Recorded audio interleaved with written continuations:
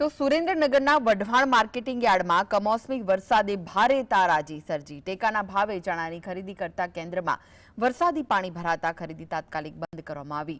યાર્ડમાં ઢીચણ સમૂહ પાણી ભરાયું, જેના કારણે શાકભાજી અને અન્ય પાકોને વ્યાપક નુકસાન થયું।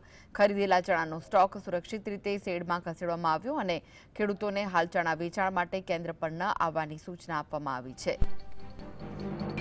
વઢવાણ માર્કેટિંગ યાર્ડમાં પણ ઢીચણસમાં પાણી ભરાઈ ગયા હતા। યાર્ડમાં શાકભાજીને વ્યાપક નુકસાન થયું છે।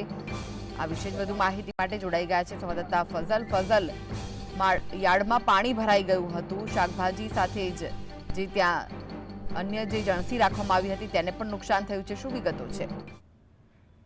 જી, જો ચોક્કસથી વાત કરવામાં આવે તો સુરેન્દ્રનગર જિલ્લાભરમાં કાલે રાત્રિ દરમિયાન વાતાવરણમાં પલટો આવ્યો છે અને ગાજવીજ સાથે 10 તાલુકાઓમાં સાર્વત્રિક વરસાદ પડ્યો છે, જેમાં વઢવાણ માર્કેટિંગ યાર્ડમાં વરસાદના કારણે પાણી ભરાઈ ગયા હોય તે પ્રકારની પરિસ્થિતિનું હાલ નિર્માણ થયું છે। ખાસ કરીને સુરેન્દ્રનગર જિલ્લાનું જે વઢવાણ માર્કેટિંગ યાર્ડ આવેલું છે ત્યાં શાકભાજી અને જે ચણાની કેન્દ્ર ચાલુ હતા ત્યાં પણ પાણી ભરાઈ જવા પામ્યા છે।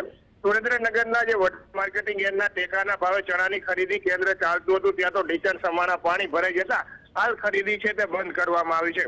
ત્યારે માર્કેટિંગ યાર્ડમાં ઢીચણ સમાના પાણી ભરાઈ જતા વેપારીઓ પણ હાલ પરેશાન બની રહ્યા છે। શાકભાજી સહિતનો જે મુદ્દામાલ પડ્યો હતો, ફ્રૂટનો મુદ્દામાલ પડ્યો હતો અને ડુંગળી ખુલ્લામાં પડી હતી તેને પણ હાલ વ્યાપક નુકસાન થયું છે।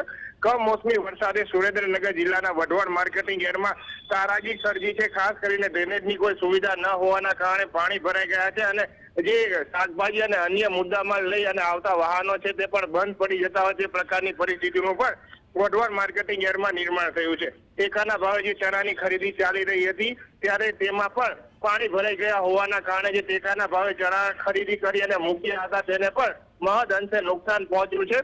ત્યારે જે માવઠાની આગાહી વ્યક્ત કરવામાં આવી હતી, સાવચેતીના પગલા ભરવા માટે સૂચનો આપવામાં આવ્યા હતા, પરંતુ વઢવાણ માર્કેટિંગ યાર્ડમાં આવા કોઈ પણ પ્રકારના સૂચનોનું પાલન ન થતા આજે જે વ્યાપક નુકસાન થયું છે અને માવઠાનો માર ખેડૂતોને સહન કરવો પડી રહ્યો છે અને તેમની જણસને વઢવાણ માર્કેટિંગ યાર્ડમાં નુકસાન પહોંચ્યું હોવાનું પણ હાલ સામે આવી રહ્યું છે। જી, આભાર ફઝલ માહિતી આપવા માટે।